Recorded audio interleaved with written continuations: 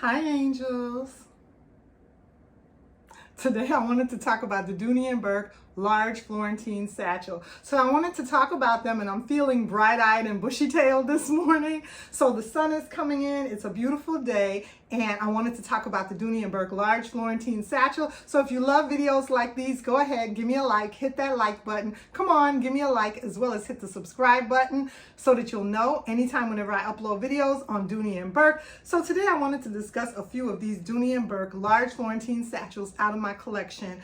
And having these beautiful bags has been such a joy. I really enjoy these Dooney and Bourke satchels. Dooney and Bourke in general. I mean, come on, we all grew up on Dooney and Bourke from high school days, college, many years ago, all the different styles that we've had come in and out of our collection. And it's been such a joy to be on the Dooney and Bourke bandwagon, loving collecting these beautiful bags.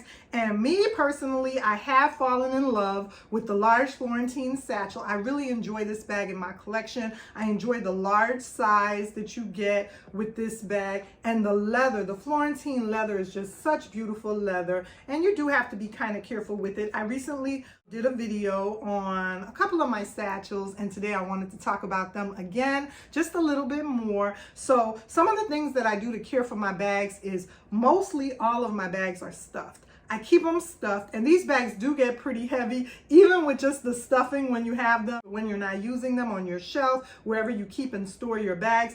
They're heavy bags, especially the large size. And then I do want to, like I said, at some point get a few of the smaller size. Comment down below, let me know what size works for you. What size is your size that you really love of the Florentine satchels, or of the pebble grain satchel, of all the different types of leather. And I just wanted to talk about them. One thing that I did do the other day with one of my bags is, so let me go ahead and move this one over. I went ahead and tried out the tassels makeup brush holders that you can purchase. I went ahead and tried it out. So I've been keeping this one with the lovely makeup brush covers, just to kind of keep the tassels so that it doesn't get a little bit flared up. I don't mind really when the tassels are a little bit flared up. That's gonna come with usage, so I don't really mind that. But I said, let me try it and see. You know, this is the only one, I've said that before on my channel, that I purchased pre-loved. All my others I purchased new from the store. So I've really been enjoying this. And this one is one of the older models that has the rounded bottom. So beautiful, that rounded bottom. And then you can see on the newer version of the bag, the newer versions of the bag have the square bottom. So the newer versions of the bag aren't rounded. They have that square bottom right there, like a base. So they're a little bit more structured with the square bottom. And I do like structured bags. I have to admit that I do like structured bags. So I do like the ones with the square bottom, although I only have one of them with the rounded bottom, and that would be the moss colored one that I showed just now. This moss colored one is the only one that I have with the rounded bottom. So let me go ahead and show you girls together.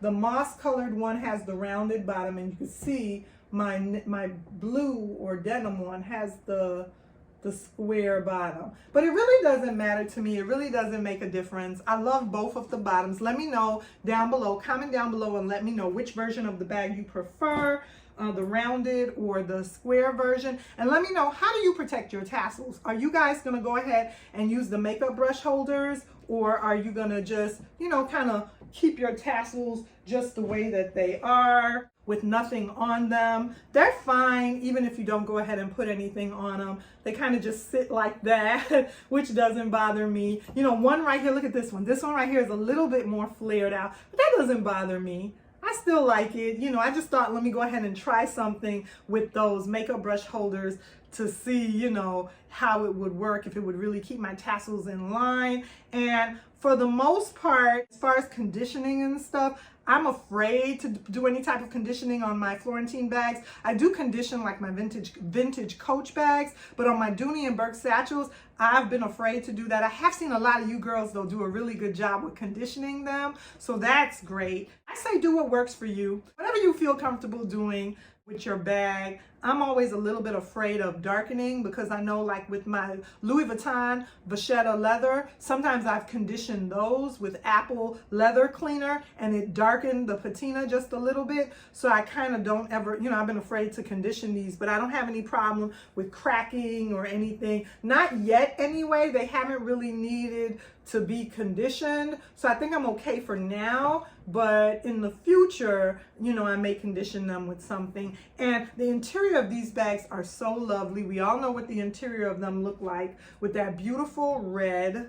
The interior of them are just so pretty with that beautiful red in there.